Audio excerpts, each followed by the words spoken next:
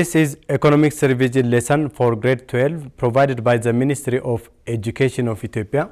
Today we are going to revise Unit 5, which is about the market structures and the decision of a firm.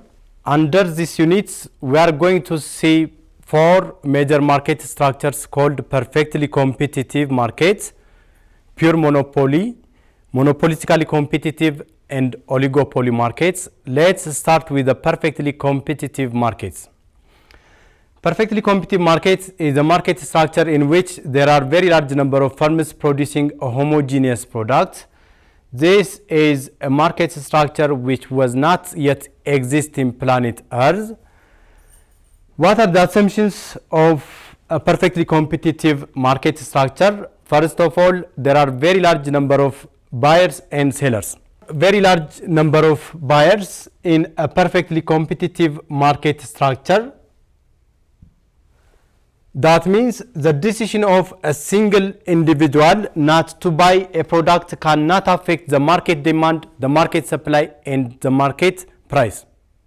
Because though one individual does not want to buy a commodity, then others will buy. There are millions, billions, or trillions that can buy a product. As a producer, if you can offer large amount of a commodity, you can sell every commodity that you produced in this market structure.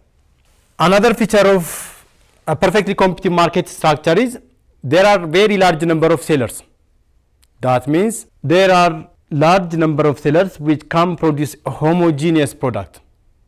This is the feature what makes a perfectly competitive market more imaginary. That means as a buyer, if you want to buy large amount of commodity, you can get from this market. In practice, it's difficult to get whatever you want to get in every market. But under this market, everybody can get whatever he wanted to get, and everybody can sell whatever he wanted to sell. The product offered by a perfectly competitive firm is homogeneous or identical or standardized. Homogeneous or identical or standardized products are products with the same color, with the same taste, with the same size.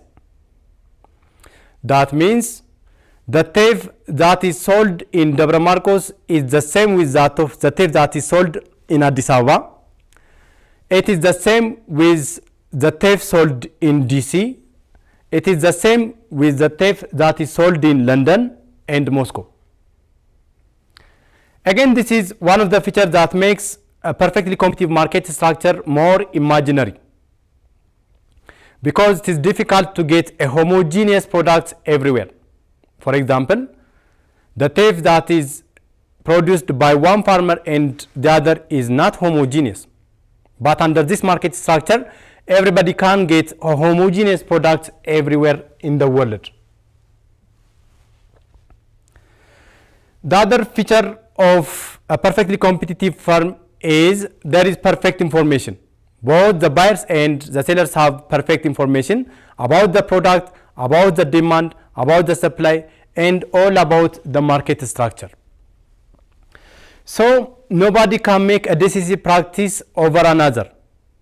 The buyer cannot buy the product below the market price, because the seller knows about the market price, the market demand, and the market supply.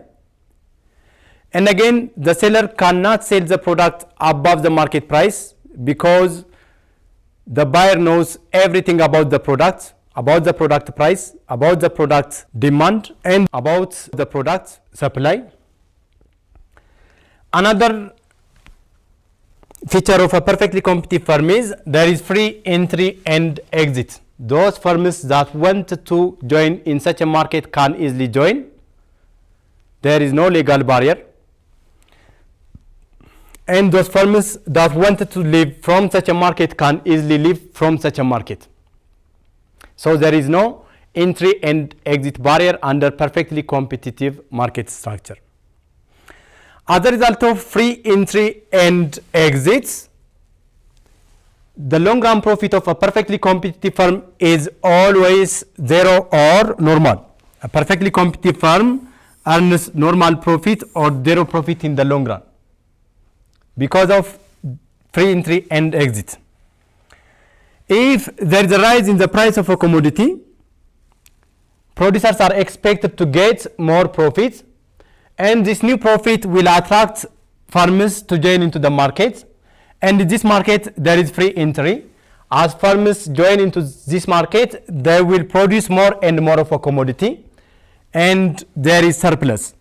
If there is surplus, there is a downward pressure on price of goods and services, and it will restore at its normal position. With the fall in the price of a commodity, farmers are expected to incur loss, and if there is loss, farmers can leave from such a market, and there is free exit from such a market. As farmers leave from the market, then shortage will be occurred, and if there is shortage, there is an upward pressure on prices of goods and services. As a result, the price will restore at its normal position. So a perfectly competitive farm earns normal profits in the long run due to free entry and exit. The other feature of a perfectly competitive farm is absence of transportation cost. Transportation cost is expected to increase price of commodities, but under this market structure there is no transportation cost. That means you can get a homogeneous product by the same price everywhere. In our example, you can buy teff with the same price that you bought in Dabra Marcos, and the price of a quintal of teff is the same with that of Addis Ababa, and it is the same with the price at Washington DC, Moscow and London. So you can get a homogeneous product with the same price because there is no transportation cost. This is one of the features that makes more imaginary. The other assumption or feature is there is perfect mobility of resources, and the last one is perfectly elastic demand curve. Perfectly elastic demand curve indicates that any amount of a product is demanded at a fixed price. This is a perfectly elastic demand curve. Its elasticity of demand value is infinity. This indicates that any amount of a product is demanded at a fixed price. Because there are very large number of buyers, if a farmer produces any amount of a product, that product is demanded in the market. So to show this, the demand curve for a perfectly competitive farm is perfectly elastic. Now let's see the revenues of a perfectly competitive farm. Total revenue is the total income earned from sales of different units of a commodity, and mathematically the total revenue is calculated by multiplying price times quantity. For example, if a pen factory produces 10 pens per day, and if the price of a single pen is per 5, then the total revenue of the farm will be per 50. The average revenue is the total revenue per unit of outputs produced and sold. Mathematically, the average revenue of a perfectly competitive farm is calculated by dividing total revenue for the quantity produced and sold, and when we rewrite this, total revenue of a perfectly competitive farm is price times quantity divided by quantity. When we cancel quantity for quantity, then we get the average revenue of a perfectly competitive farm, which is equal to price. So we can conclude that a perfectly competitive farm's market price is always equals to the average revenue. The marginal revenue of a perfectly competitive farm is the additional revenue generated from additional sales of a commodity. Mathematically, the marginal revenue of a perfectly competitive farm is calculated by dividing the change in the total revenue for the change in the output produced, and the marginal revenue equals to the change in total revenue means the change in price multiplied by the change in quantity divided by the change in quantity. Now we can cancel change in quantity for the change in quantity, Hence, MR equals to the change in price of a commodity. And since the firm is price taker, a perfectly competitive firm is price taker, not maker, then there is no change in the price of a commodity. So marginal revenue is always equals to market price. So for a perfectly competitive firm, the marginal revenue is always equals to the market price. And earlier we saw that the market price is equal to the average revenue.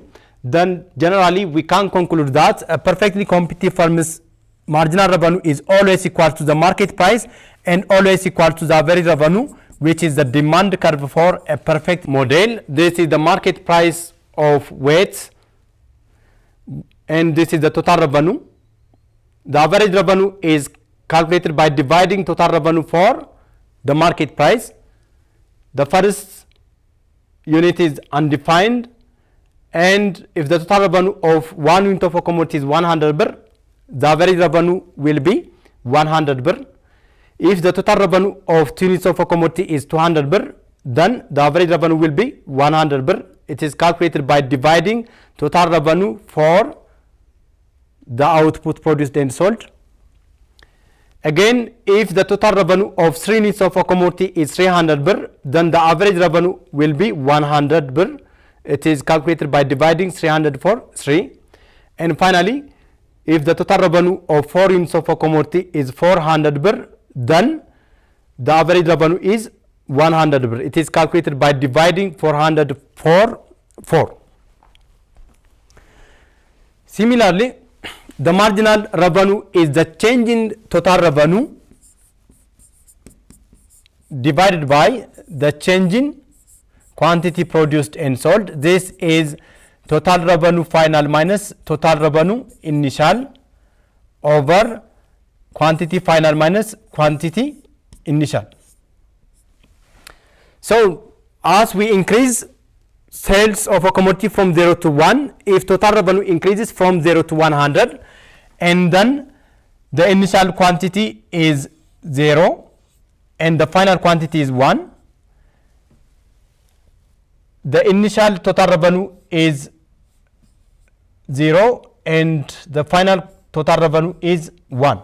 When we substitute this information on this formula, total revenue final is 100 minus total revenue initial is 0 divided by quantity final is 1 minus quantity initial is 0, and then we left with 100. This is the marginal revenue of the first unit. Similarly, we can calculate the marginal revenue of the second by dividing the change in total revenue for the change in quantity. That means 200 minus 100 divided by 2 minus 1, this is 100. Again, the marginal revenue of the third unit is 300 minus 200 divided by 3 minus 2, which is 100. And finally, the marginal revenue of 4 units of a commodity is calculated by dividing 400 minus 300 divided by 4 minus 3, which is 100. From this, we can conclude that a perfectly competitive firm market price is always equals to the average revenue and always equals to the marginal revenue. This holds true only for a perfectly competitive firm. This is the way of calculating the marginal revenue of a perfectly competitive firm, as I showed you earlier. And from the given model, this is the market price of a perfectly competitive firm, and it is also the average revenue, and it is also the marginal revenue, and this is the demand curve for a perfectly competitive firm.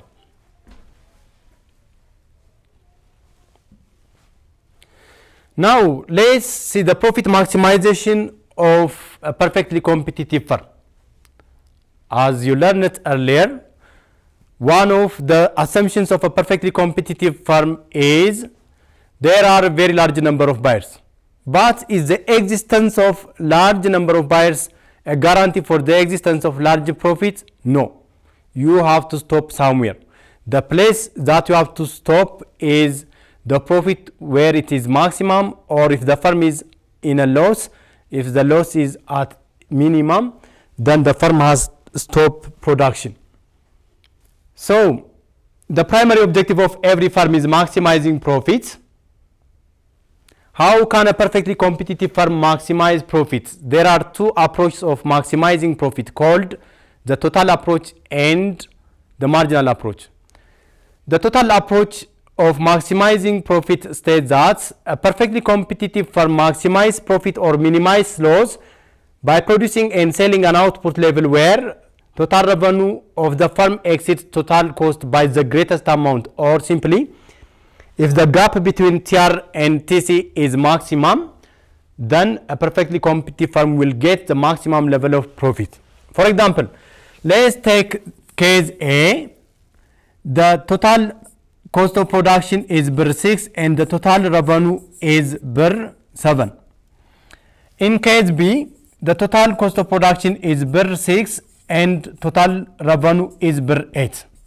The profit of a perfectly competitive firm is calculated by deducting total cost from total revenue.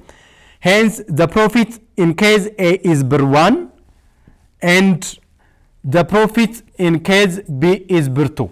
So a perfectly competitive firm gets the maximum level of profit in case B because total revenue exceeds total cost of production by the greatest amount. Next, let's see the marginal approach of maximizing profits. Okay, before that, let's see the total approach of maximizing profit. Here, the total revenue of a perfectly competitive firm is 0 when it produces and sells 0 units of a commodity, but the total cost of production is 75 per. In this case, there is an excess of total cost over total revenue. In this case, the firm is suffering from loss. The total revenue of 0 units of a commodity is 0 and the total cost of production is 75. In this case, there is an excess of total cost over total revenue, and if there is an excess of total cost over total revenue, then the firm is suffered from loss. So there is a loss of 75 per.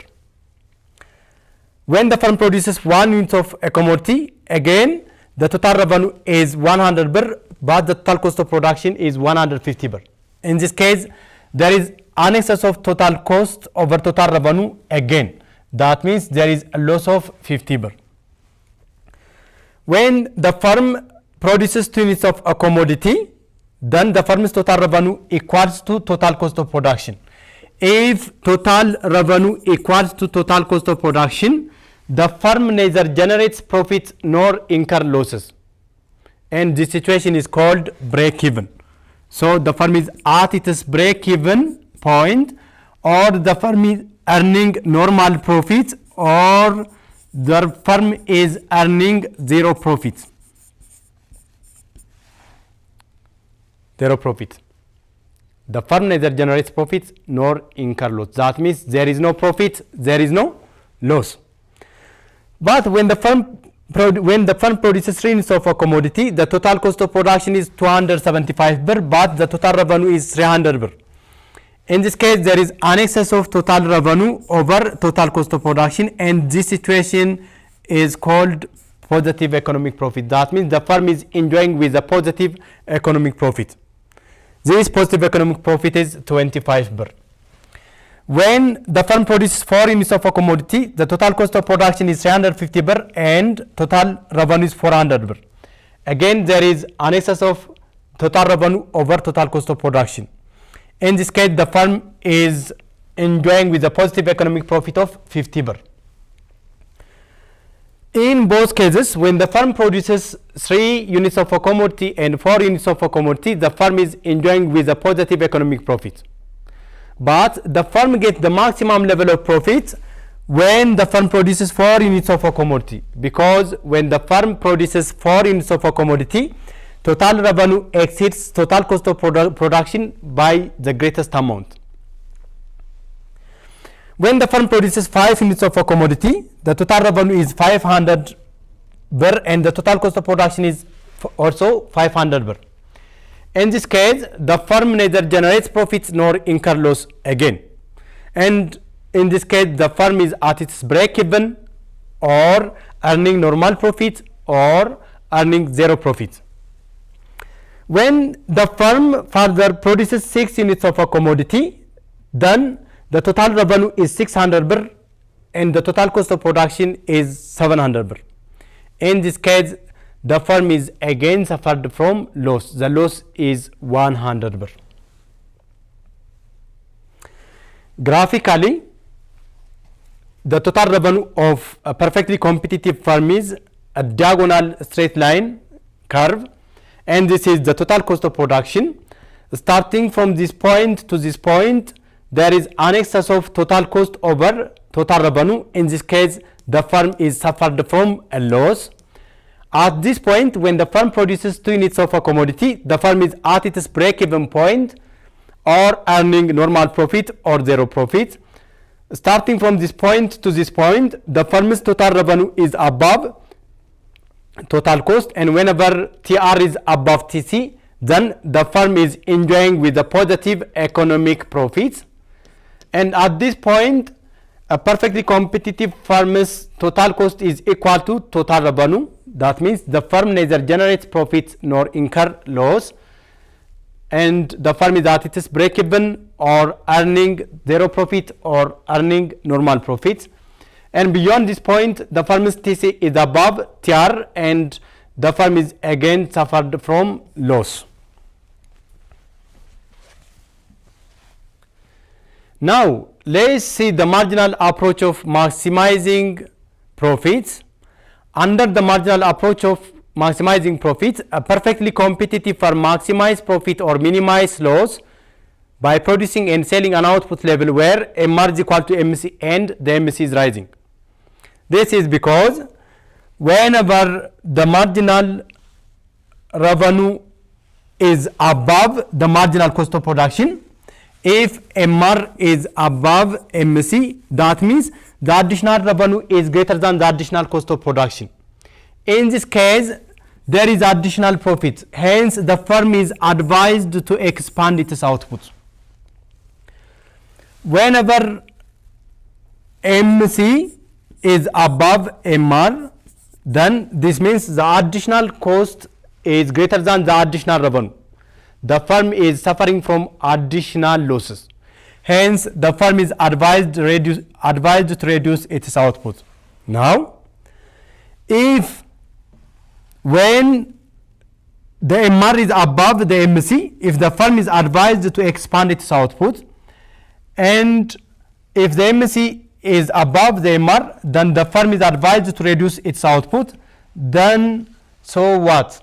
So the firm has to stop production where MR is equal to MC and the MC is rising.